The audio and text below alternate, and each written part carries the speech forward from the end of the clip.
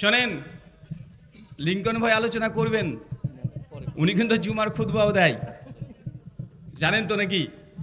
সে জুমার খুতবা না, এরকম মঞ্চ যদি আমি ছেড়ে চলে যাই তাও গোটা মঞ্চকে কাঁপিয়ে রাখতে পারবে। পারবে কি পারবে না? আর যারা চিনে না তারা ভাববে যে প্রধান বক্তা বেশ ভালোই আলোচনা করছে, কিন্তু এলাকার মানুষ, তাই আপনি গুরুত্ব দিচ্ছেন না, অনেকে আছে, তাই না ভাইজান? কিন্তু মাশাআল্লাহ তিনি অনেক চমৎকার কোরআনুল কারীম এবং হাদিসে মুবারাকা থেকে আলোচনা করে। আলোচনা শুনবো তো ইনশাআল্লাহ? আরো জোরে ইনশাআল্লাহ। কথা কে বলছে এটা গুরুত্বপূর্ণ নয়, কার কথা বলছে এটাই গুরুত্বপূর্ণ। কথা যখন কেউ বলে, যেটা সেটা কোরআনের কথা হয়, হাদিসের কথা হয়, যদি সেটা হিন্দু পণ্ডিত এসেও যদি মঞ্চে বলে যায়, আমরা মানবো কি মানবো না?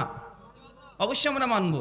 যদি কোনো হিন্দু পণ্ডিত এসে বলে যে মদ খাওয়া হারাম, তাই কি আমি কেউ অস্বীকার করে দেবো লোকটা হিন্দু এই জন্য তার কথা মানবো না? এটা হতে পারে চাচা? না, তার কথাটা মেনে নেবো। কেন? উনি কোরআনের কথা বলেছে, উনি রাসূলের কথা বলেছে, আমরা মানবো ইনশাআল্লাহ। আল্লাহ সুবহানাহু ওয়া তাআলা বুঝার তৌফিক দান করে, আমিন। সম্মানিত সুধী, সুনানে আবু দাউদ কিতাবুল ফিতান হাদিস না 4299, ওই যে সাহাবান রাদিয়াল্লাহু আনহুর হাদিস, যে আল্লাহ নবী বলছেন গোটা বিশ্ব জগতে মুসলমানকে চতুর্দিক থেকে একদম ক্ষুধার্ত বাঘ প্রাণী যেমন ঝাঁপিয়ে পড়ে, ওইভাবে মুসলমানের উপরে ঝাঁপিয়ে পড়বে। আজকে পড়েছে কি পড়ে নাই? পড়েছে কি পড়ে নাই?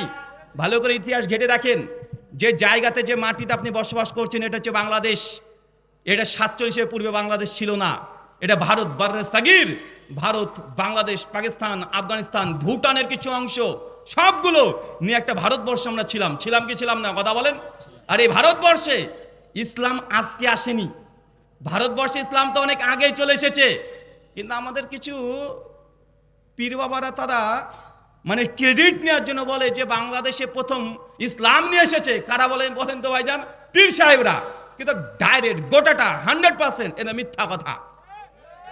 আপনাদের এই যে পাশে লালমনিরহাট আছে না, ওখানে কুড়িগ্রাম, রামদাস মৌজা, ওই মৌজাতে মাজেদের আড়া একটা গ্রাম আছে না?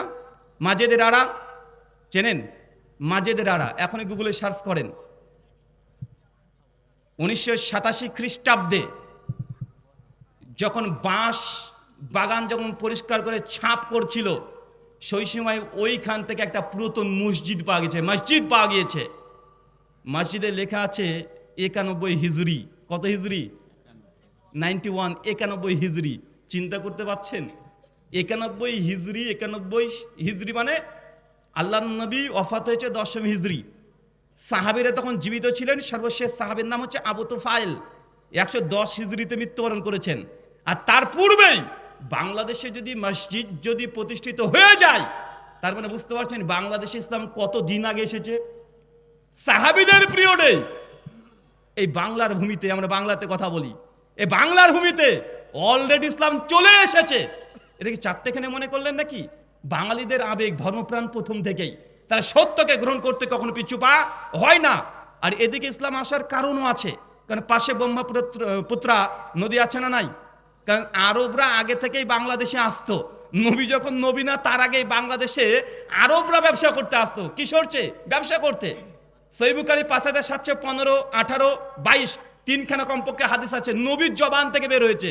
আল্লাহর নবী বলছেন, একজন সাহাবী ইয়া রাসূলুল্লাহ আমার পায়ে জখম হয়েছে, খুব ব্যথা। আল্লাহর নবী বলছেন তুমি ভারতের, ভারত বলতে তখন কি বাংলাদেশের অন্তর্ভুক্ত, কথা বুঝতে পারছেন? বাংলাদেশের অন্তর্ভুক্ত, পাকিস্তানের অন্তর্ভুক্ত।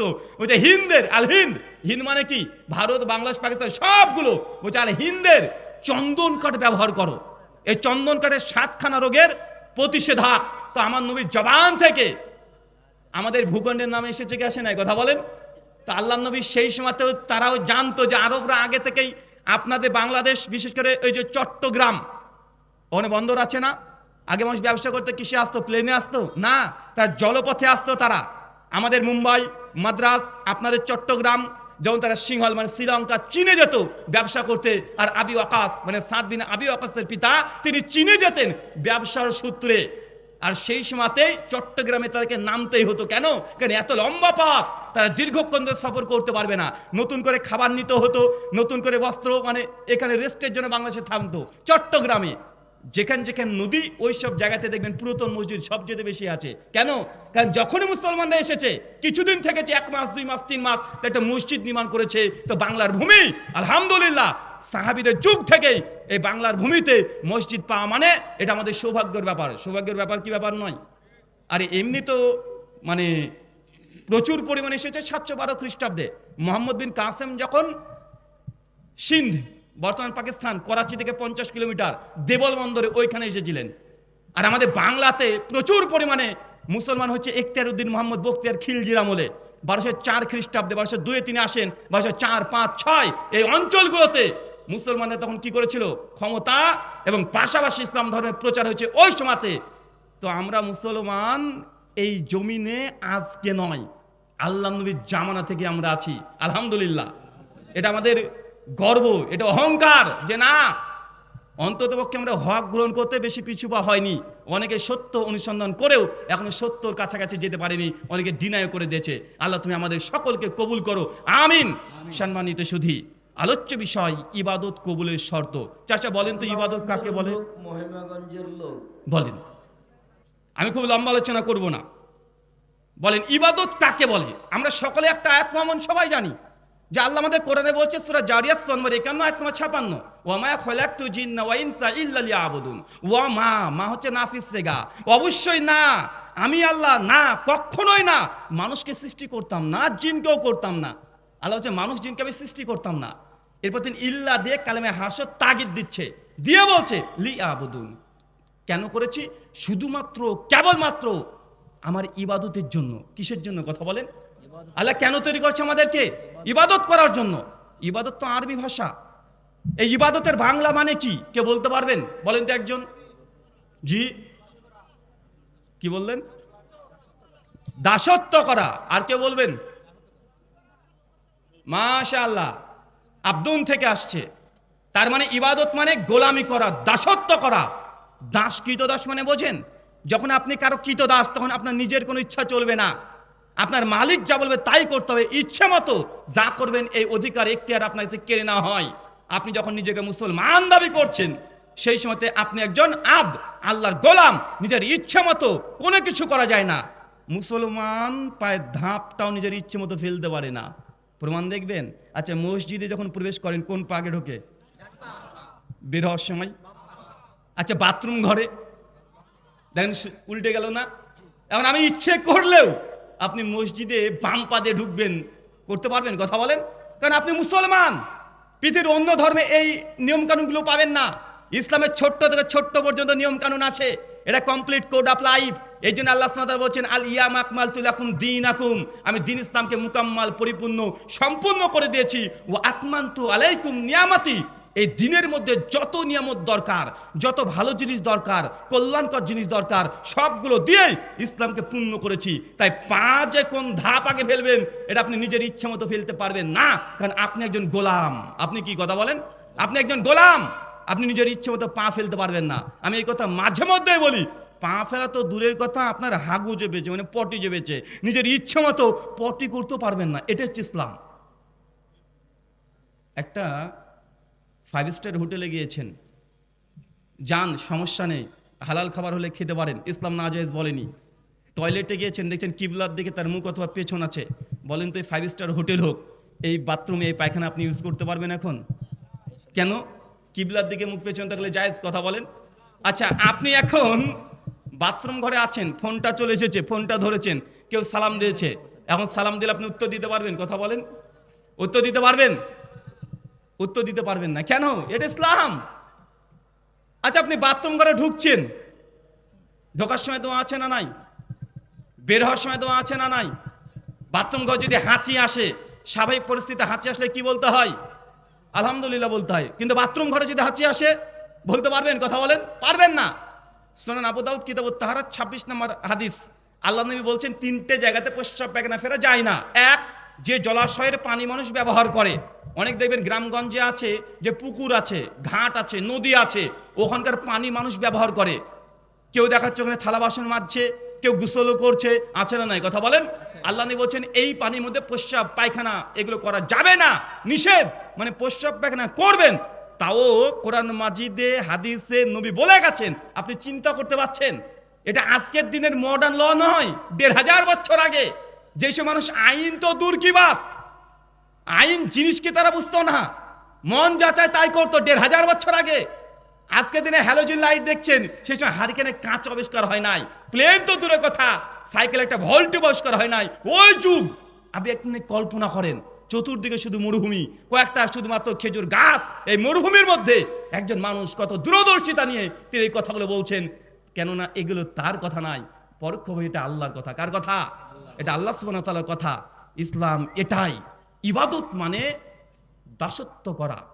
শাইখুল ইসলাম ইবনে তাইমিয়া রাহিমাহুল্লাহ বলছেন, ইবাদতের যে লুগাত আল মানা, শরঈ অর্থে ইবাদত হচ্ছে আল্লাহ সুবহানাহু ওয়া তাআলাকে খুশি করার জন্য, আল্লাহকে কেবল খুশি করার জন্য আল্লাহ যা আদেশ করেছে তা গ্রহণ করা।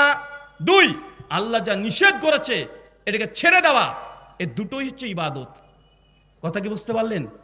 আল্লাহ যা আদেশ করেছে এটা ইবাদতের অর্ধেক রূপ। বাকি অর্ধেক রূপ কোনটা বলেন তো? যেটা নিষেধ করেছে। কি কথা বলেন? নিষেধ করেছে।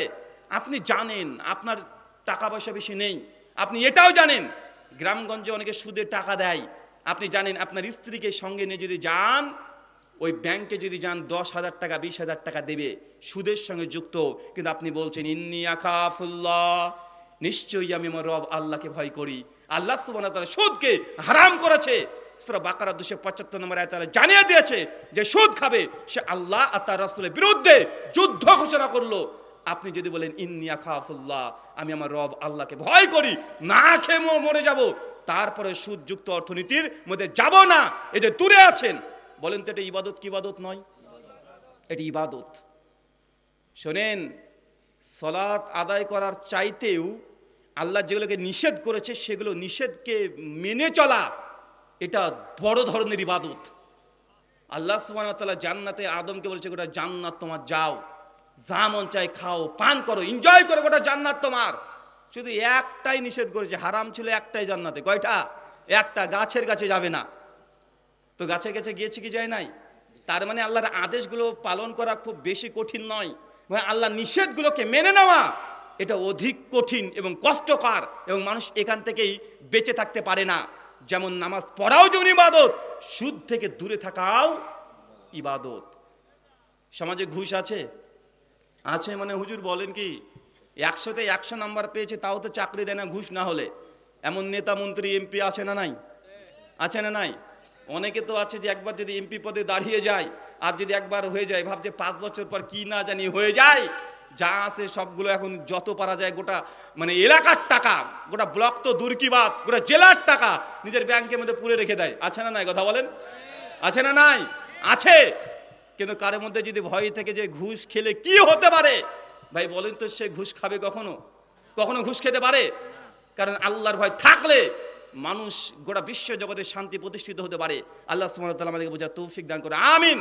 সম্মানিত সুধী, আল্লাহর আদেশ পালন করা যেমন ইবাদত, আল্লাহ যা নিষেধ করেছে দূরে থাকা, করবেন না, এটাও ইবাদত।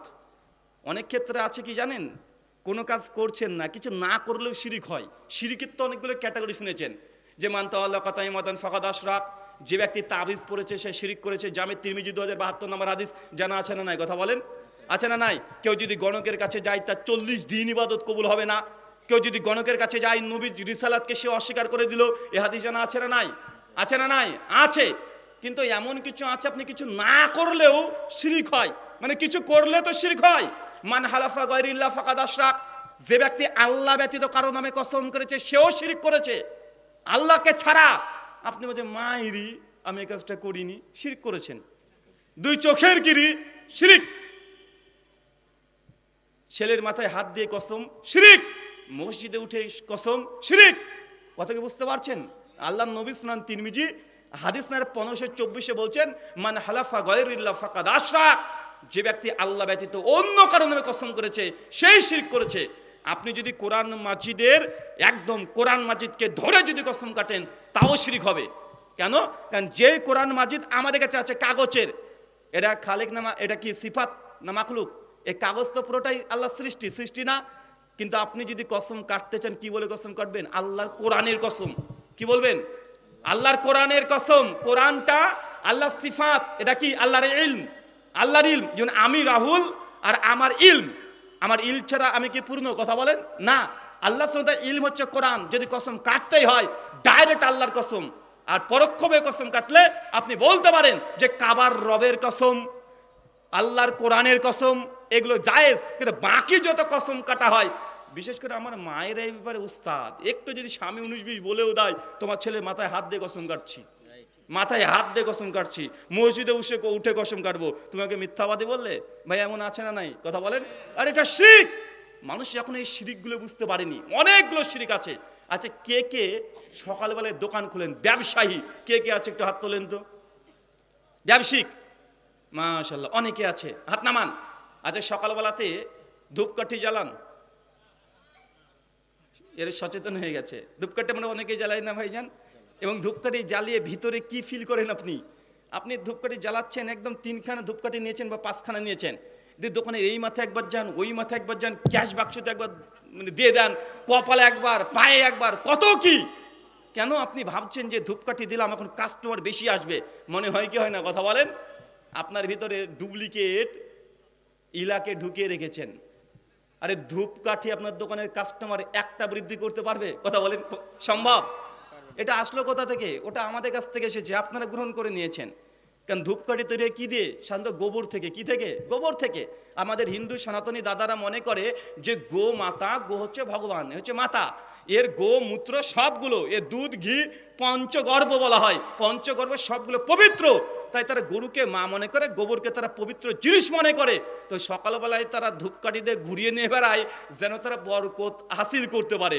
তো আপনি কি গরুকে মা মনে করেন? তা আপনারা অনেকে দেন কি দেন না? কথা বলেন। ধূপকাঠি দেওয়া না যায় খারাপ নয়। যদি মনে করেন দোকানটা দুর্গন্ধ হয়েছে, সুগন্ধি করবো, ধূপকাঠি দেন, সারাদিন দেন, কোনো সমস্যা নাই। কিন্তু ভেতরে যদি এই কথা বলে, কাস্টমার একটু হলেও বেশি আসবে, একটা হলেও বেশি আসবে। মানে শিরিক কি শিরিক নয়? এটা আল্লাহ সুবহানাহু ওয়া তাআলা সিফাতের সঙ্গে শিরক করেছেন। আল্লাহ যা রাজ্জাক, তিনি যে রিজিক দাতা, রিজিক দিতে পারেন। আপনি মনে করছেন না না এই ধূপকাঠি একটু একটু পারে, এটা হচ্ছে কি হচ্ছে না? কথা বলেন। ধূপকাঠি দেওয়া কি হারাম বললাম? শিরিক বলেছি না। ভেতরে কি আছে আপনার, শিরিক এখানে নির্ভর করে। এগুলো কিছু করে শিরিক, না করে শিরিক হয়। দেখবেন না করে কিছুই করেননি, শিরিক হবে। সুনান ইবনে মাজাহ কিতাবুস সালাত 854 নম্বর হাদিস, আল্লাহ নবী বলছেন, মান তারাকা সালাতা মুতাম্মাদান ফাকাদ আশরাকা। যে ব্যক্তি ইচ্ছাকৃত নামাজকে ত্যাগ করে দিল, ওই ব্যক্তিও শিরিক করলো। মানে নামাজ যে পড়ে না, এটা কি? কথা বলেন, এটা কি? এটাও শিরিক। মানে নামাজ পড়েননি, আর তাবিজ তো ঝুলিয়েছেন, কিছু করে শিরিক করলেন। কসম তো কেটেছেন, কিছু একটা করে, কর্ম করে, তারপরে শিরিকের এটা আপনার ভেতরে এসেছে, অর্জন করেছেন, শিরিক করলেন, অথচ নামাজ পড়ছেন না। এটাও শিরিক কি শিরিক নয়? এটাও শিরিক। সম্মানিত সুধী, আলোচ্য বিষয় ইবাদত কবুলের শর্ত। আপনাকে প্রথমে জেনে নিতে হবে ইবাদত 2 ক্যাটাগরির। এক, আল্লাহ যা আদেশ করেছে মেনে নেওয়া, এটাও ইবাদত। আল্লাহ যা বর্জন করতে বলেছে, ছেড়ে দিতে বলেছে, ছেড়ে দিবেন, এটাও ইবাদত। দ্বিতীয় একটা পয়েন্ট মনে রাখেন চাচা, এই কথাটা আপনাকে বলছি, ভালো করে বুঝে নেন। ইবাদত করলেই যে আল্লাহ কবুল করে নিবে না। আজকে আপনারা অনেকে দান করেছেন, 1 টাকা থেকে 5 লক্ষ 6 লক্ষ টাকা দান করেছেন, আর দান করলেন মানে আল্লাহ যে কবুল করে নিল নিশ্চিত না, বরং দান করেও অনেক মানুষ জাহান্নামে যাবে। কথা বুঝতে পারলেন মনে হয়? ইবাদত করেও মানুষ জাহান্নামে যাবে। আগামী কাল বাদে জুমা আছে না? জুমার দিন ইমাম সাহেব দেখবেন একটা সূরা পড়ে, সে সূরাটার নাম হচ্ছে সূরাতুল গাশিয়া। সূরা নম্বর 88 আয়াত নম্বর 2, 3, 4। আল্লাহ বলছেন আমিলাতুন নাসিবা। এক শ্রেণীর ইবাদত গুজার বান্দা আছে, যারা ইবাদত করে করে ক্লান্ত হয়ে গেছে। এত ইবাদত করেছে, ইবাদত করে করে ক্লান্ত হয়ে গেছে। আচ্ছা, আমরা কি ইবাদত করে ক্লান্ত হই? আমরা তো ফাঁকিবাজ। ইমাম সাহেব যদি জামাতে নামাজ পড়ে, একটু যদি বড় কিরাত ধরে, আমাদের ভেতরটা আনচানি ধরে যায় কখন শেষ করবে। আর মনে মনে ইমামকে গালও দেন, এই ইমাম সাহেব আপনার নাই কাজ নাই, আমি দোকানদার মানুষ, এত লম্বা নামাজ পড়াবেন কেন? ও ভেতর থেকে রাগ করে। এমন আছে না নাই? আরে আছে। ইমাম যদি সিজদাতে গিয়ে একটু বেশিক্ষণ তাসবিহ পাঠ করে, মুসল্লি ভাবছে কি ব্যাপার, ইমাম উঠে না কেন? ইমামকে হার্ট অ্যাটাক করলো নাকি? টেনশনে আছে, মরে গেল নাকি, না ঘুমিয়ে গেল, মানে টেনশনে। যখন দেখছে না অনেকক্ষণ হয়ে গেল তো উঠে না, পেছন থেকে মুরব্বী আমাদের হুজুর আছে, চাচা আছে, ওরা ঠ্যাক নেয়নি, মানে ইমামকে যেতে বেলা হয়েছে, এখন ওঠ, এতক্ষণে কি আছে? বেমন আসে না নাই? কথা বলেন। যারা তো ইবাদতে অলস্যতা করবে, তারা তো ওয়াইল নামক জাহান্নামে যাবেই। সূরা মাউনের মধ্যে আপনারা সকলেই জানেন, কিন্তু আল্লাহ কোরআনে এই ব্যক্তির কথা বলছে না, অলস ব্যক্তির কথা বলছে না। আমিলাতু নাসিবা, ইবাদত করে করে ক্লান্ত হয়ে গেছে, অনেক ইবাদত। কোথায় যাওয়ার কথা? জান্নাত। আল্লাহ বলছে তাসলা নারন হামিয়া, আমি আল্লাহ তারপরেও ওই ব্যক্তিকে ধরে জাহান্নামে নিক্ষেপ করে দেব। চিন্তা করেন, আল্লাহর কোরআনের কথা। আমি তো বাংলাতে অনুবাদ করলাম জাস্ট। আল্লাহ হচ্ছে ইবাদত করে করে ক্লান্ত হয়ে গেছে, তারপরে ব্যক্তিকে ধরে আমি আল্লাহ জাহান্নামে নিক্ষেপ করব। মানে ইবাদত করেও মানুষকে জাহান্নামে যেতে হবে, এটা নিশ্চিত জেনে রাখেন। তাই ইবাদত করলেন মানে আল্লাহ কবুল করে নিয়েছে, এই কনসেপ্ট ভেতর থেকে বাদ দিয়ে দেন, নচেত ইবাদত আপনাকে জাহান্নামে নিয়ে চলে যেতে পারে। মিশকাত হাদিস না 212, সন ইবনে মাজা হাদিস না 228, সনদ সহি। শেখ আলবানী, শেখ শুআইব আরনাউত দুজনই সহি বলেছেন। আল্লাহ নবী বলছেন কিয়ামতের মাঠে 3 শ্রেণী মানুষকে আল্লাহ প্রথম তুলবেন, তার মধ্যে একজন দানবীর। মানে আমরা কারা? কথা বলেন। দানবীর। আল্লাহ প্রশ্ন করবে ডাইরেক্ট কিয়ামতের ময়দানে, তোকে দুনিয়াতে অনেক টাকা দিয়েছিলাম, কি করেছিলি? ও গর্ব করে বলবে, আল্লাহ তুই যেমন আমাকে টাকা পয়সা দিয়েছিলে, ধন দৌলত দিয়েছিলে, আমি মানুষকে দান করতে করতে আমি নিজে নিঃস্ব হয়ে গেছি, আমার সমস্ত টাকা মানুষকে আমি দিয়ে দিয়েছি। আল্লাহ বলবেন আনতা কাযাবতা, তুই মিথ্যা কথা বলছিস, তুই তো আমাকে খুশি করার জন্য দান করিসনি, আর তুই তো দান করেছিলিস। মানুষ তোকে দানবীর বলবে, এটা শোনার জন্য। দেখ দুনিয়াতে আজকে তোর নামে সবকিছু আছে, তোর নামে মসজিদ, তোর নামে মাদ্রাসা। আপনাদের মধ্যে অনেককে দেখা যায় আপনি 500 টাকা দিয়েছেন হুজুরের হাতে, আর আমি আপনার জন্য দান করিনি, সরি মাইকে অ্যানাউন্সমেন্ট করিনি, আর আপনি ভাবছেন যে কি রে আমার নামটা বললো না, টাকাটা লস হয়ে গেল। মানে টাকা যে দান করেছেন আমি বলিনি, আপনি শান্তি পাচ্ছেন না, আত্মা তৃপ্তি পাচ্ছে না, মনে হচ্ছে যা টাকাটা মানে আর 2 মিনিট পরে দিলে হতো, হুজুর আমার সময় তো বললো না। মানে ভেতরে আপনি শান্তি পাচ্ছেন না, এমন আছে না? নাই কথা বলেন। যতক্ষণ নাম না ঘোষণা করা হচ্ছে ভিতরে প্রশান্তি আপনার কাজ করে না। আমিলাতুন নাসিবা, মানুষ ইবাদত করার পরেও কোথায় যাবে? কথা বলেন, জাহান্নামে। আল্লাহ বলছেন আনতা কাযাবতা, তুই দান তো ঠিকই করেছিস, তুই মিথ্যা কথা বলছিস, তুই দান করেছিলিস, মানুষ তোকে দানবীর বলবে, এটা শোনার জন্য। ফেরেশতা, একে ধরে জাহান্নামে নিক্ষেপ করো। সংসারে বিকৃত এক ফেরেশতা এসে তাকে টেনে হিঁচড়ে নিয়ে গিয়ে জাহান্নামে উল্টো করে ফেলে দিচ্ছে। চাচা বলেন তো কাকে জাহান্নামে ফেলা হচ্ছে? দানবীর। আমার মতো আপনার মতো না, দান করতে করতে সে নিঃস্ব নিজে হয়ে গেছে, এত বড় দানবীর। অথচ আল্লাহ নবী এই মুখ দিয়ে বলেছে সাদকাতু বুরহান। শোনো, দান হচ্ছে দলিল। জান্নাতের সামনে থাকবেন, ফেরেশতা বলবে কোথায় যাও? জান্নাত। আর দলিল কোথায়? আপনি সেদিন বলবেন যে এই দেখেন, এই দেখেন, এটা হচ্ছে দলিল। জান্নাতের দলিল হচ্ছে দান। কি কথা বলেন? দান করে জান্নাতের সার্টিফিকেট পাওয়া যায়। দানের অনেক পাওয়ার, এমন কোনো পাওয়ার নাই যে দানের দ্বারা সেই পাওয়ার এসে কাজ হাসিল করা যায় না। দুনিয়াতেও পাওয়া যায়, আখিরাতেও পাওয়া যায়। দান হচ্ছে জান্নাতের দলিল। বুখারী মুসলিমের একাধিক হাদিস, আল্লাহ নবী বলেছেন কোন মানুষ যদি দান করে, কবর যখন আযাব দিতে আসবে, চাপ দিতে আসবে, দান তখন ঢালের মতো রূপ ধারণ করে তাকে রক্ষা করার চেষ্টা করবে। দান হচ্ছে জাহান্নামের আগুনকে নিভিয়ে দেয়। দান হচ্ছে কিয়ামতের মাঠে আরশের নিচে মানুষকে আশ্রয় দিবে। সহিহ বুখারী 660 নম্বর হাদিস। দানের কোথায় ক্ষমতা নাই? আব্দুল্লাহ ইবনুল মুবারক রাহিমাহুল্লাহ 181 হিজরিতে মৃত্যুবরণ করেছেন। তার একটা পরিচয়, ইমাম আবু হানিফা রহিমাহুল্লাহ ছাত্র। তার কাছে একটা ছাত্র বেশ কিছুদিন পড়াশোনাতে আসেনি, তাকে জিজ্ঞাসা করছে কি সমস্যা তোমার, আসনি কেন? বলছে আমার একটা পায়ে ফোড়া উঠেছে, দীর্ঘদিন ধরে আমি কষ্ট পাচ্ছি, তার জন্য আসতে পারি না উস্তাদ। অনেক হাকিম কবিরাজ দেখিয়েছি, অনেক ট্রিটমেন্ট নিয়েছি, সুস্থ হয় নাই।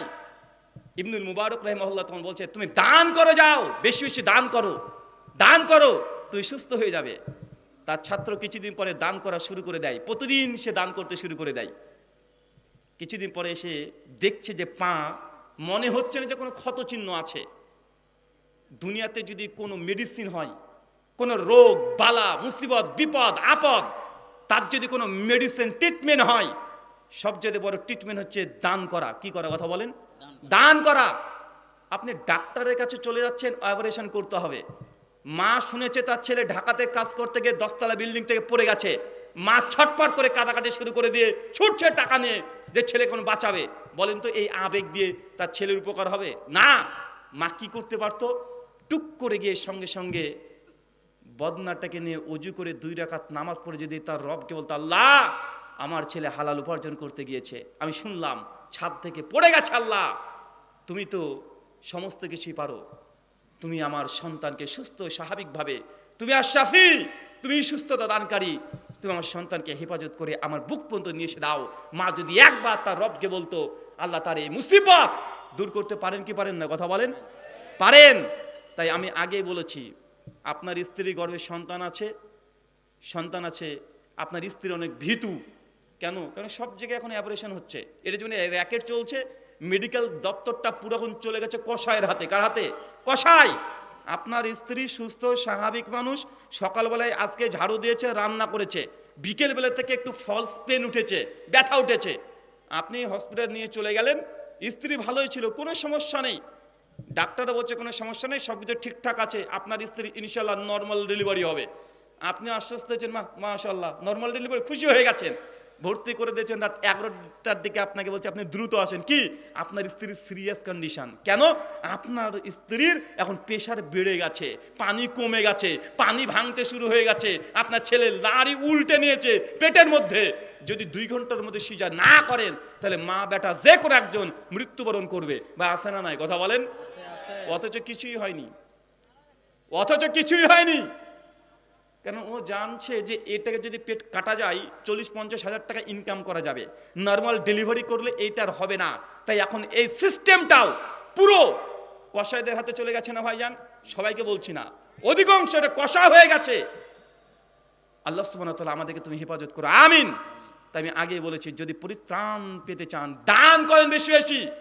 স্ত্রী হসপিটালে আছে, 20,000-30,000 টাকা অপারেশন করার জন্য বা সিজার করার জন্য ডাক্তার ফিস না দিয়ে 5,000 টাকা একটা নেক জায়গা, ভালো মানুষের কাছে বা মসজিদ মাদ্রাসা, যেই জায়গাতে দিলে কল্যাণ হবে, দিনের কল্যাণ হবে, ওখানে দান করেন। আর আল্লাহকে বলেন, আল্লাহ আমি 5,000 টাকা তোমার সন্তুষ্টির উদ্দেশ্যে দান করেছি, আমার স্ত্রী হসপিটালে আছে, আল্লাহ তুমি যে কোনো ভাবে হোক আমার স্ত্রীর নর্মাল ডেলিভারি করে দাও। আল্লাহ চাইলে পারেন কি পারেন না? কথা বলেন, পারেন কি পারেন না? আরে আপনি তো করতেই চান না, আপনি তো ভরসা করছেন ডাক্তারের ওপরে। তার জন্য আজকে গোটা বিশ্বের জগতের চিত্রটাই পরিবর্তন হয়ে গেছে। আল্লাহ সুবহানাহু ওয়া তাআলা আমাদের প্রত্যেককে হেদায়েতে কামেলা দান করুক, আমিন। স্ত্রী যখন চলে যাবে, একদম ডাক্তারের কাছে ভর্তি হয়ে যাবে, মসজিদ থাকে না, থাকে না, ওইখানে গিয়ে 2 রাকাত নামাজ পড়েন, আল্লাহর কাছে বলেন, ডাক্তারের উপরে ভরসা যতটা করবেন, আল্লাহর কাছে বলেন যে আল্লাহ আমার স্ত্রী হোক, আমার সন্তান হোক, আমার ভাই হোক, যেই হোক, 2 রাকাত নামাজ পড়ে ওখানে দোয়া করেন। দেখেন কত দ্রুত আল্লাহ আপনার দোয়া কবুল করতে পারেন। করবো তো ইনশাআল্লাহ? করবো তো? আগে নিজেদের হৃদয়টাকে পরিষ্কার করে নেন। ইবাদত করলে যে আল্লাহ কবুল করবে কোনো নিশ্চয়তা নাই। ইবাদত করেও মানুষকে জাহান্নামে যেতে হবে। আল্লাহ সুবহানাহু ওয়া তাআলা কোরআন মাজিদে এটাই বলছে, দানবীর তাকেও ধরে জাহান্নামে নিক্ষেপ করা হবে। চলেন একটা ঘটনা আপনাকে বলি। নবী আদমের নাম শুনেছেন? নবী আদমের নাম জানা আছে তো নাকি ভাইজান? আমাদেরকে যদিও এখন বাংলাদেশ মুসলিম একটা দেশ, 90% মুসলিম কান্ট্রি, এই দেশেও ইতিহাস, ভূগোল, জীবনবিজ্ঞান, ভৌত বিজ্ঞান লিখছে বানরে। কারা? কথা বলেন। মানুষের ইতিহাস কে লিখছে এখন? বানরে। মানে বুঝতে পারলেন না? মানে আমাদের বইয়ের সিলেবাসে শেখানো হচ্ছে যে মানুষ এসেছে বানর থেকে। চার্লস ডারউইনের থিওরি অফ ইভলিউশন শেখানো হচ্ছে। হচ্ছে কি হচ্ছে না? কথা বলেন। আরে হচ্ছে। আমরা মুসলমান, আমরা কোনো বানরের বাচ্চা না, আমরা হচ্ছে নবী আদমের বাচ্চা। কার বাচ্চা? আমরা মানুষের বাচ্চা। আর যারা বানরের বাচ্চা তারা আবার মানুষের ইতিহাস লিখছে। চিন্তা করা যায়? বানরের বাচ্চা বানরের ইতিহাস লিখুক, মানুষের ইতিহাস লিখছে।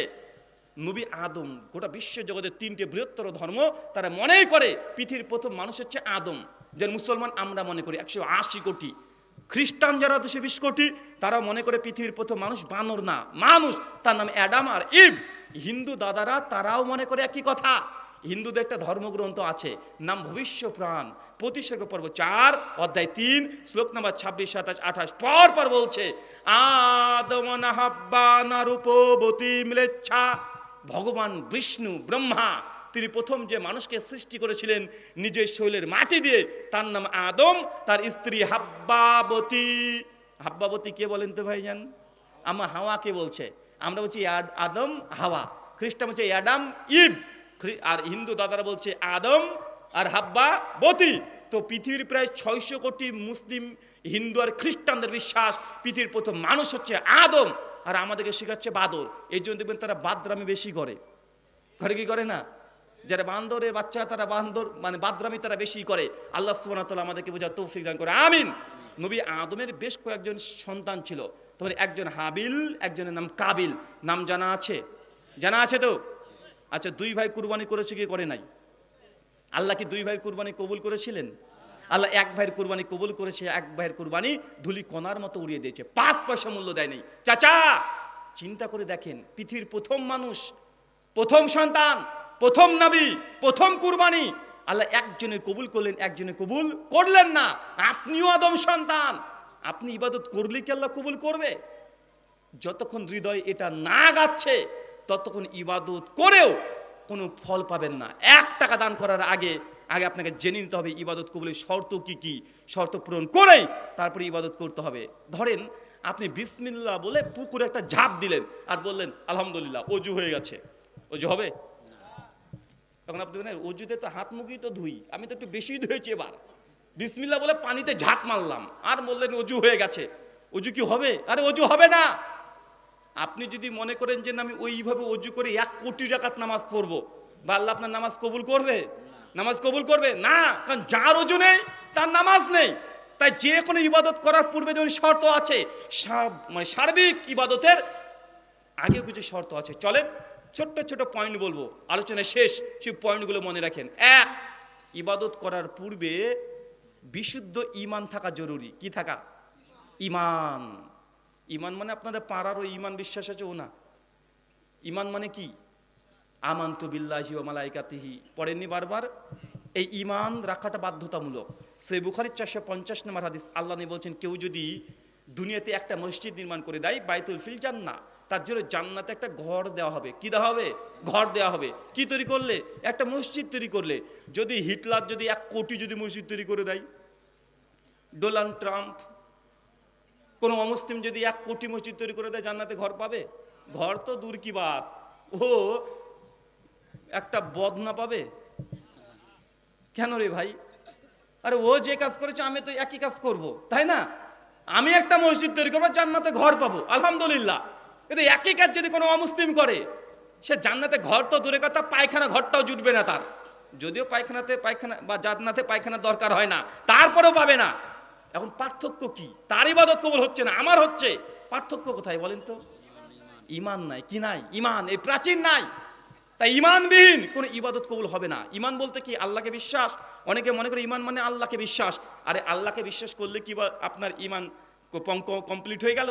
আপনার ইবাদত কবুল হয়ে যাবে? আরে আবু জাহেল, আবু লাহাব, উতবা, সাইবা, তারা কি আল্লাহকে বিশ্বাস করতো না? তারাও তো আল্লাহকে বিশ্বাস করতো।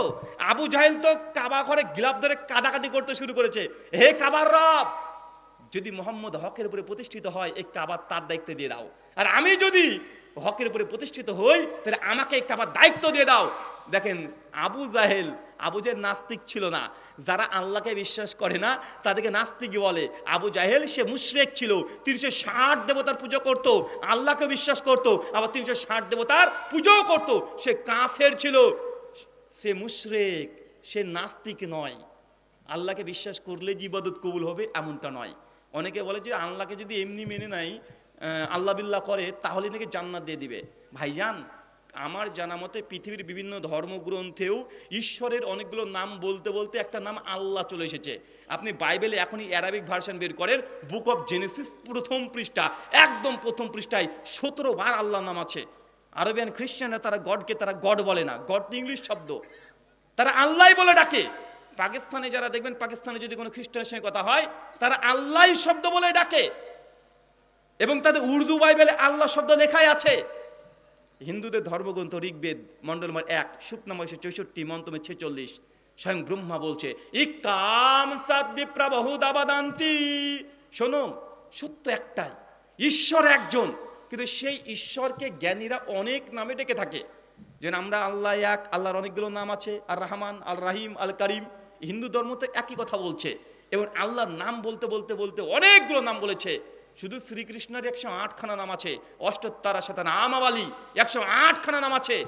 নাম বলতে গিয়ে আল্লাহ উপনিষদ প্রথম অধ্যায় 2 নম্বর মন্ত্রে একটা মন্ত্র বলছে, মন্ত্রটা পড়বো। মন্ত্র কি বলছে দেখেন, আল্লাহ জ্যেষ্ঠাম শ্রেষ্ঠাম পরমাম পুণ্যম ব্রহ্মম আল্লাহ, আল্লাহ মোহাম্মদা রাকে বারসে আল্লাহ আল্লাহ। বলছে আল্লাহ জ্যেষ্ঠাম, তিনি তো আল্লাহ, যিনি সব চাইতে বড়, আল্লাহু আকবার। মানে কি কথা বলেন? তিনি সবচেয়ে বড়, শ্রেষ্ঠাম, তিনি সর্বশ্রেষ্ঠ, পুণ্যাঙ্কি ন্যায় বিচারকারী। তো হিন্দু দাদারাও ঈশ্বরের অনেকগুলো নামের মধ্যে একটা নাম যে আল্লাহতে তারা বিশ্বাস করে, এমনকি তারা কি কোনো ইবাদত করলে কবুল হয়ে যাবে না, কারণ তারা বিশ্বাস করার সঙ্গে সঙ্গে তারা শিরিক করে। কি করে? শিরিক করে। মুসলমান আপনারা শিরিক করেন না? করেন কি করেন না? আমরা সবচেয়ে শিরিক মুসলমান কোথায় করেন জানেন? আমার যতটুকু গবেষণা, শিরিক ফি দোয়া, দোয়া করতে গিয়ে শিরিক বেশি করি আমরা। আবু জাহেল আবু লাহাব ডাইরেক্ট তারা লাত মানাত উজ্জার কাছে চাইতো না, তারা ওসিলা বানাতো। সূরা জুমার 3 নম্বর আয়াত। ডাইরেক্ট চাইতো না। আরে হিন্দু ঠাকুর পণ্ডিতকে ডেকে আনেন, জিজ্ঞেস করেন যে দাদা আপনি যে লক্ষ্মী দেবীর পুজো করছেন, লক্ষ্মী কি কোনো টাকা পয়সা দিতে পারে? ও বলে আমরা তো ঈশ্বর একজনকে বিশ্বাস করি, পরমাত্মা একজন, কে দেবতা হচ্ছে 33 কোটি। কথা বুঝতে পারলেন? হিন্দু কনসেপ্ট কি? ঈশ্বর, ভগবান, পরমাত্মা, আত্মা, দেবতা সবগুলো পার্থক্য আছে। যিনি গড মানে সবচেয়ে বড় গড, তাকে তারা পরমাত্মা বলে। কি বলে? পরমাত্মা বলে, পরম ব্রহ্ম বলে। আর লক্ষ্মী, দুর্গা, কালী, সরস্বতী এগুলো হচ্ছে দেবতা। এই দেবতাকে কখনোই তারা পরম ব্রহ্ম মানেও না, বিশ্বাস করে না। তাদেরকে জিজ্ঞাসা করলে বলবেন যে আমি লক্ষ্মী দেবীর পুজো করছি, মা লক্ষ্মী যদি সন্তুষ্ট হয়ে যায় তাহলে পরম ব্রহ্ম আমাকে অর্থ দেবে, টাকা পয়সা দেবে। তার জন্য তারা এই দেবতার পুজো করছে। আমরা মুসলমানরা কি করি? কবরে গিয়েছেন, বাবাকে ধরেছেন উসিলা। কথা বুঝতে পারলেন না মনে হয়? হিন্দু দাদারা মাঝখানে উসিলা কাকে ধরেছে? বিভিন্ন দেব দেবতাকে ধরেছে। তারা মনে করে তাদের ক্ষমতা আছে, তারা যদি খুশি হয়ে যায়, সন্তুষ্ট হয়ে যায়, তাহলে তাদের ঈশ্বর মেন গডকে গিয়ে বলবে আর মেন গড সঙ্গে সঙ্গে দিয়ে দিবে। এটা হিন্দু দাদাদের বিশ্বাস, তাদের আকীদা। খ্রিস্টানদেরকে দেখবেন আপনাদের এই অঞ্চলে, বিশেষ করে কুড়িগ্রাম অঞ্চলে অনেক বেশি খ্রিস্টান আছে না নাই? রৌমারিতে তো খ্রিস্টানদের গির্জা আছে, বাড়ির মধ্যে খ্রিস্টানদের গির্জা করে রেখে দিয়েছে। নাম আবার হাজী সাহেব, অনেক এরকম আছে।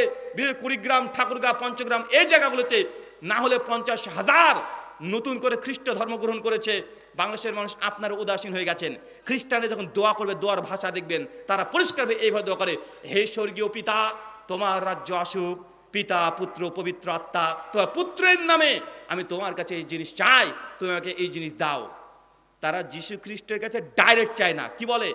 যে হে স্বর্গীয় পিতা মানে ঈশ্বর, পরমাত্মা আল্লাহ, আমি তোমার পুত্রের ওসিলায় চাইছি, পুত্রের নাম নিয়ে চাইছি। তারা শিরক কোথায় করেছে? কোথায়? শিরক ফি দোয়া। মুসলমান এই জায়গাতে পদস্খলন করেছে। তারাও বলছে ইয়া আব্দুল কাদের জিলানী মাদাত। কেউ ফিরে না খালি হাতে, খাজারে তো দরবার হতে। বলা হয় কি হয় না? শিরিক করা হয় কি হয় না? দোয়ার মধ্যে, দোয়ার মধ্যে আপনিও শিরিক করেন। আপনিও বলেন যে মাজার আল্লাহ কিছু দিতে পারে না, যে মাজারে সে আছে পীর বাবা কিছু দিতে পারে না, তো তার ওসিলাতে চাইছি। আরে এই ওসিলাই তো খ্রিস্টানরা করে পথভ্রষ্ট হয়েছে, এটাই তো আমাদের ভারতবর্ষে হিন্দুরা করে। তো তারা আবার মুশরিক হলো কিভাবে? আপনি যদি ইমানদার হন, আল্লাহ সুবহানাহু ওয়া তাআলা বোঝার তৌফিক দান করে, আমিন। সম্মানিত সুধী, ইবাদত কবুলের পূর্ব শর্ত ঈমান বিশুদ্ধ হতে হবে। 1, 2 নিয়াত থাকতে হবে। কি থাকতে হবে? নিয়ত যদি না থাকে আল্লাহকে সন্তুষ্ট করার জন্য, নেকি পাবেন? যদি হয় লোক দেখানো, নেকি হবে? নামাজ পড়তে যাচ্ছেন, জুমার দিন, নতুন বিয়ে হয়েছে, শ্বশুর বাড়ি, আপনি ভাবছেন যদি জুমার দিনে না যায় বউ কি ভাববে, শ্বশুরই বা কি বলবে, লজ্জা লাগছে, এই জন্য জুমার মসজিদে যান। ভাই বলেন তো এই নামাজ আল্লাহ কবুল করবে? এই নামাজ তো বউকে খুশি করার জন্য করেছেন, বউ খুশি হবে, এটা থেকে আল্লাহ খুশি হবে না। তাই নিয়ত খাস আল্লাহর জন্য করতে হবে। ইন্না সলাতি ওয়া নুসুকি ওয়া মাহিয়া ওয়া মামাতি লিল্লাহি রাব্বিল আলামিন। আমার সালাত, আমার নামাজ, আমার হজ, যাকাত যা হবে, 1 টাকা যদি দান হয় আল্লাহকে খুশি করার জন্য হবে। কাকে খুশি করার জন্য? আল্লাহকে খুশি করার জন্য। আপনি তো গাবদলি হাটে গিয়ে কুরবানির সময় সবচেয়ে বড় গরুটাকে দেখেন, নাম হচ্ছে কি? ডন। আর ভাবছেন যে ডনকে কিনে এনেছো মানুষ দেখবে। আর চাচা আপনার ভিতরটা একটু আনচান বেশি করে, মানে কুরবানি জবাই চলছে আর ভাবছেন কখন যে দাড়ি পাল্লায় তুলবো, কখন যে দাড়ি পাল্লায় তুলবো। যতক্ষণ দাড়ি পাল্লায় না তুলছেন আর আপনি যা আইডিয়া করেছেন তা না পূর্ণ হয়েছে, ভেতরটা আপনার খসবস করে যায়, যাই কি যায় না, কথা বলেন। আর দেখাচ্ছে আপনি ভেবেছিলেন যে 8 মুন হবে, হয়েছে মাত্র 7 মুন 10 কেজি। আপনি তখন বলছেন লস হয়ে গেল রে 30 কেজি। চাচা কুরবানি দিয়েছে, দেখেছেন তো চাচার কুরবানি, ও 30 কেজি লস হয়ে গেছে, আইডিয়া ফেল। আছে না নাই সমাজে, কথা বলেন। মানে কুরবানি দেবে, আমি বলছি না যে আপনি কুরবানি দিবেন 1 ভাগা না 7 ভাগা, জায়েজ না না জায়েজ এই মশলা অনেক পরে। গোটা গরু যদি কুরবানি করে দেন তারপর আল্লাহ কবুল করবেন কি করবেন না এই নিশ্চয়তা নাই। নবী আদমের সন্তান গোটা কুরবানি করেছে, তারপর আল্লাহ একজনে কবুল করে নাই। তাই সাবধান, হৃদয় যেন পরিবর্তন না হয়ে যায়। অন্তর পরিবর্তন হয়ে গেলে জান্নাত জাহান্নাম হয়ে যায়, যায় কি যায় না?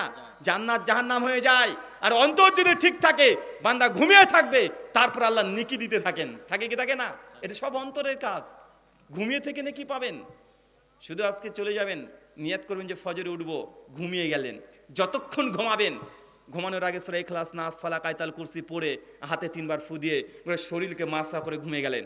সারা রাত ফেরেশতারা দাঁড়িয়ে থাকবে মাথার কাছে আর পায়ের উপরে, পায়ের কাছে আর মাথার কাছে দাঁড়িয়ে থাকবে। আপনি অজান্তে কাত পরিবর্তন করবেন না, ফেরেশতা বলে আল্লাহ তুমি একে ক্ষমা করো, আল্লাহ এই বান্দাকে ক্ষমা করো, আল্লাহ ক্ষমা করো। সারা দিন সারা রাত যতক্ষণ ঘুমাবেন আল্লাহর কাছ থেকে ক্ষমা চাইবে। কে? হুজুর না, ফেরেশতারা দোয়া করবে। আমার দোয়া কবুল হতে পারে, না হতেও পারে, কিন্তু ফেরেশতা যদি আপনার জন্য দোয়া করে, চিন্তা করতে পারছেন?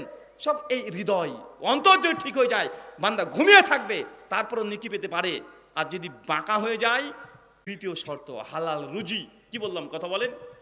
সোর্স অফ ইনকাম হালাল হতে হবে। ইনকাম যদি হালাল না হয়, তাহলে ইবাদত লক্ষবার হজ করলে আল্লাহ কবুল করবেন না। হালাল ইনকাম করেছেন কিন্তু খাচ্ছেন হারাম, বিড়ি, সিগারেট, জর্দা। আপনারা কেউ খান নাকি গো? আচ্ছা, কে কে খান একটু হাত তোলেন। চাচা আপনি কি খান? চাচা জর্দা, সুপারি খান? জি চাচা খান। চাচা চাচা বয়স তো অনেক হয়ে গেল। আল্লাহ নবী বলছেন সুনান তিরমিজি 2417 নম্বর হাদিস, আমার উম্মতের গড় বয়স 60 থেকে 70 বছর। চাচা চাচা আপনার বয়স কত?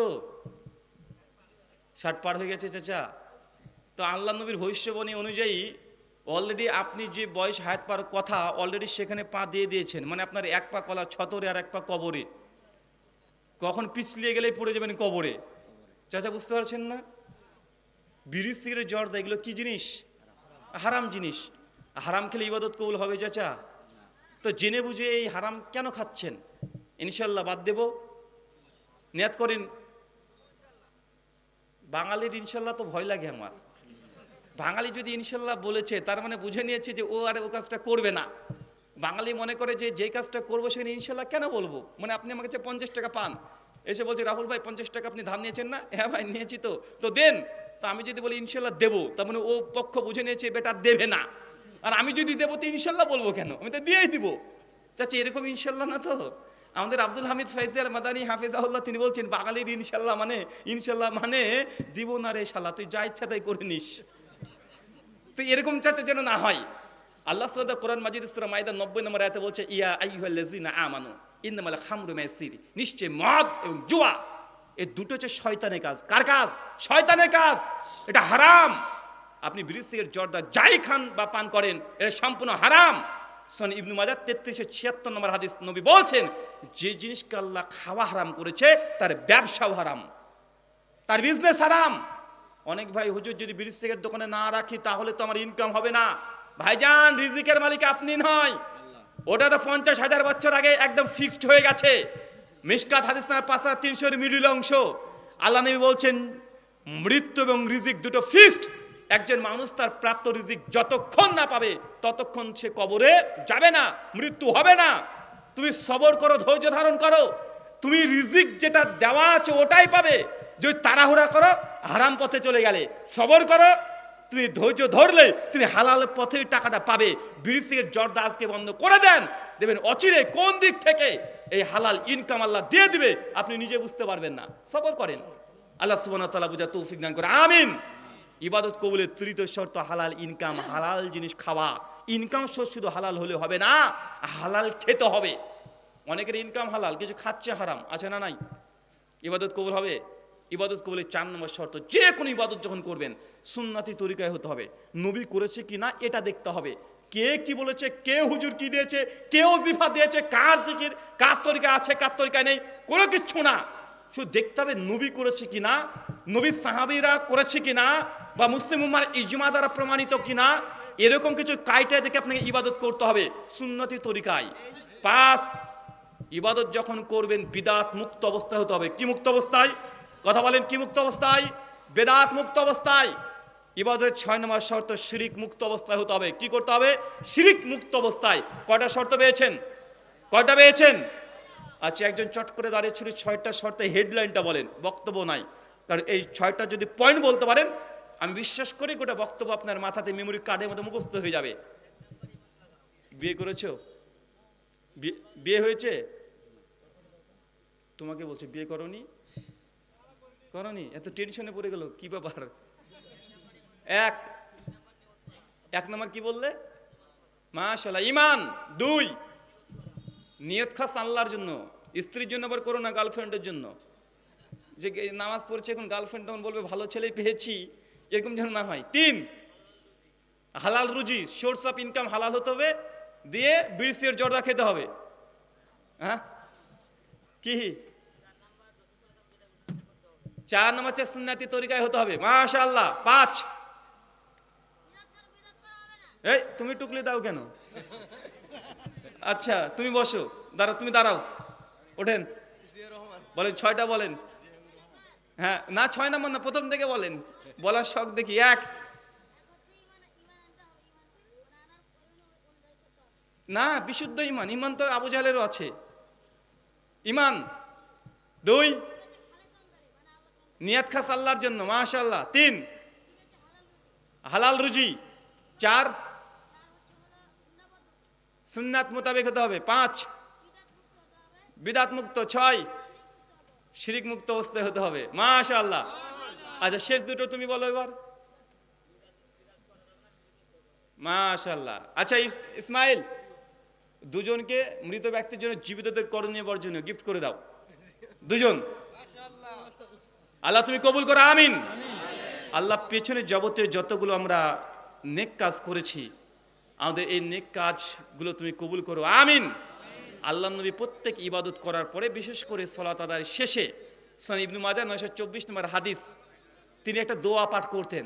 দোয়া, আল্লাহুম্মা ইন্নী আসআলুকা ইলমান নাফিয়া, হে আল্লাহ তুমি আমাকে এমন জ্ঞান দাও যে জ্ঞানটা উপকারী, ওয়া রিজকান তাইয়্যিবা, আল্লাহ এমন রিজিক দাও যে রিজিকটা হবে পবিত্র, ওয়া আমালান মুতাকাব্বালা, আল্লাহ এমন রিজিক, এমন আমাকে ইবাদত করা তৌফিক দান করো যে ইবাদত তুমি কবুল করবে। আমালান মুতাকাব্বালা, কবুলযোগ্য ইবাদত করতে হবে। 1 টাকা যদি দান করেন, সূরা বাকারা 261 নম্বর আয়াত, আল্লাহ সেটাকে 700 গুণ বৃদ্ধি করে দিতে পারেন। পারেন কি পারেন না? 1 টাকা আল্লাহ 700 গুণ বৃদ্ধি করতে পারে। সেই বুখারীর 1219 নম্বর হাদিস, নবী বলছেন, কেউ যদি আল্লাহর ওয়াস্তে একটা খেজুরের অর্ধেক, একটা খেজুরের অর্ধেক মানে বুঝেন, খেজুরের অর্ধেক দান করে, তার নিয়াত যদি ঠিকঠাক, আল্লাহ সেই দানটাকে ডান হাত দিয়ে ধরে, তারপরে বড় করতে করতে করতে করতে করতে উহুদ পাহাড়ের সমান সেই দানটা করে কিয়ামতের মাঠে আল্লাহ আপনার আমলনামায় দিয়ে দিবেন। এটা হচ্ছে ইবাদত কবুল যদি হয়ে যায় এর মর্যাদা।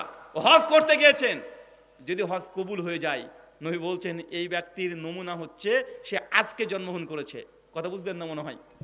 মানে আজকে জন্মগ্রহণ করলে যেমন একটা শিশুর কোনো পাপ থাকে না, হজ করতে গিয়ে যদি হজ কবুল হয়ে যায় আল্লাহর দরবারে, আপনি আর একদিনকার শিশু যা আপনার আমলনামা সেম ওটা হয়ে যায়, যত গুনাহ আছে আল্লাহ সব ক্ষমা করে দেয়, একদম সাদা হয়ে যায়। চিন্তা করতে পারছেন?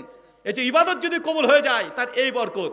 কিন্তু হজে গিয়ে হাই গাইস, হজ করতে এসেছি, একদম সোশ্যাল মিডিয়ায়, মানে বাঙালিরা যা আছে সব সোশ্যাল মিডিয়া এখন চলছে কি চলছে না। হাই আজকে ঢাকায় গিয়েছি, হাই আজকে ঈদের জন্য এই পোশাক কিনেছি, হাই গাইস দেখছেন আজকে আমরা ইফতারে এই জিনিস দিয়েছি, আজকে ছাগলটা কিনেছি, আজকে গরুটা কিনেছি, দেখুন হাই আজকে আমি একটা আন্ডার প্যান্ট কিনেছি। মানে কি বাকি আছে? সব কিছু একদম সোশ্যাল মিডিয়ায় আছে না নাই?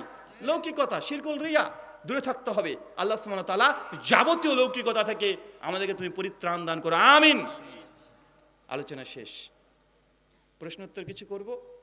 ভাইজান আপনি আলোচনা করেন এবার। জি, বারাকাল্লাহ ফিক, জাযা